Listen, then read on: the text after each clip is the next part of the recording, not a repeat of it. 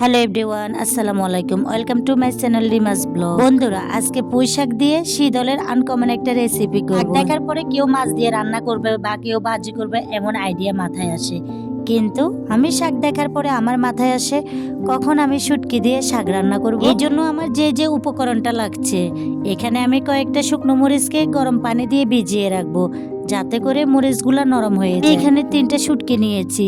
এই শীতল শুটকিগুলো এত মজা যেটা বলার বাইরে। এখানে আমি টমেটো, শীতল শুটকি আর শুকনো মরিচ সবগুলাকে আমি ব্লেন্ডারে দিয়ে ব্লেন্ড করে নেব একসাথে। এখানে আমি আরো কয়েকটা আলু দিব। এখন আমি আলুগুলাকে চিকন চিকন করে কেটে নেব। শুটকি শাকের সাথে আলুটা কম্বিনেশন খুবই ভালো লাগে। কিছু রেডি। এখন আমি শাকগুলোকে ধুয়ে পরিষ্কার করে নিলাম। এবার আমি শাকটাকে ছোট ছোট করে কেটে নেব, কারণ বেশি একটা কুচাবো না। পুঁই শাকটা এমনিতেই খুবই নরম। পুঁই শাকটা তেমন একটা সিদ্ধ করা লাগে না, খুব একটা কম সিদ্ধ করলে হয়ে যায়। শাকটা খুবই নরম আর পানিযুক্ত রসালো। এই শাকটা যেভাবে রান্না করে মজা খেতে। এখন আমি প্যানের মধ্যে পর্যাপ্ত পরিমাণে তেল দিয়ে দিলাম, দিয়ে দিচ্ছি রসুনটাকে ভালোভাবে একটু ভেজে নেব। এরপরে পেঁয়াজটা দিয়ে দিব।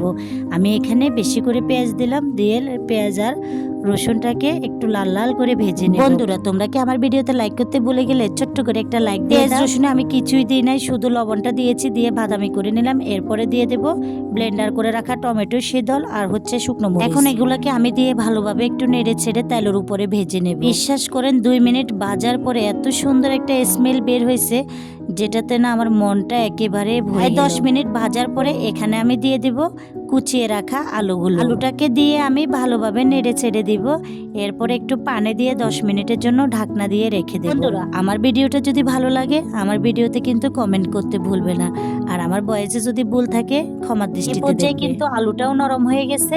এখন আমি দিয়ে দেব শাক। এখানে আমি আরো উপকরণ দিয়েছি, যেটা লবণ, শুকনো মরিচ 1 চামচ আর হলুদ গুঁড়া 1 চামচ। ক্লিপটা নেওয়া হয় নাই আমার, তবে আমি এখানে হলুদ মরিচ লবণ দিয়ে ভালোভাবে কষিয়ে নিয়েছি। এখন আমি 15 থেকে 20 মিনিটের জন্য ঢাকনা দিয়ে শাকগুলোকে উল্টিয়ে পাল্টিয়ে ঢাকনা দিয়ে রেখে দেব। এর পর্যায়ে দেখেন এত সুন্দর একটা কালার আসবে আর শাকটা সিদ্ধ হয়ে সেরকম লেভেলের একটা মজা। ফাইনালি কিন্তু শীতল দিয়ে পুঁই শাকের চচ্চড়ি এত মজা হয়েছে। বন্ধুরা, তোমরা কিন্তু একবার হলো এভাবে বানিয়ে খেয়ে দেখবে। বিশ্বাস করো, আমি কিন্তু চ্যালেঞ্জ দিচ্ছি, তোমরা একবার খেয়ে কিন্তু বারবার খেতে মন চাইবে। এই রেসিপিটা রান্না করা খুবই সহজ, তবে খেতে দুর্দান্ত স্বাদ। এটার স্বাদ একবার খেলে তোমার মুখে বারবার। বিশ্বাস করেন, আমি রান্না করতে দেরি হয়েছে কিন্তু খেতে দেরি করি নাই। সাথে সাথে বসে গেলাম গরম ভাতের সাথে শীতলের শুটকি দিয়ে খাচ্ছি, আর যেন মনে হচ্ছে আমার মুখে ব্লাস্ট হচ্ছে। এত দারুণ, এত দারুণ, এত মজা। বন্ধুরা, তোমরা কিন্তু মিস করবে না। এই পুঁই শাকের সিজনে রান্না করে একবার হলেও খেয়ে। ভিডিওটা ভালো লাগলে চ্যানেলটা সাবস্ক্রাইব করবে।